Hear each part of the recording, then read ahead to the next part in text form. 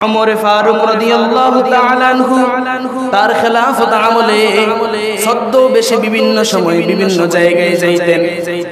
একদিন ওমর ফারুক রাদিয়াল্লাহু তাআলা আনহু একটা রাখালের কাছে যাইয়া বলে, রে রাখাল, আমি একজন প্রতীক, তোমার এই ছাগলগুলো থেকে আমাকে কিছু দুধ দহন করে দাও।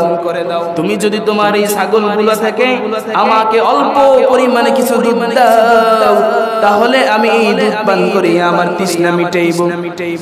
রাখাল ডাইকা বলে, রে প্রতীক ভাই, এই ছাগলগুলার মালিক তো আমি না, এই ছাগলগুলার রাখালি শুধু আমি করতেছি।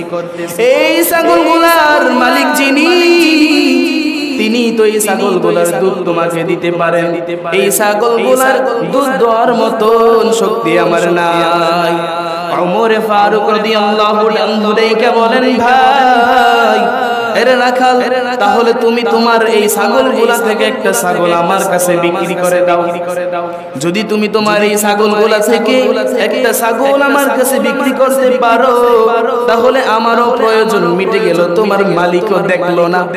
রাখাল ডাইকা বলে, ইয়া হাদা ফাইনাল্লাহ, ওরে আল্লাহর বান্দা, তাহলে ওই ছাগলের মালিক যিনি, আমার মালিক যিনি, তোমার মালিক যিনি, ওই আল্লাহ কোথায় যাইবে?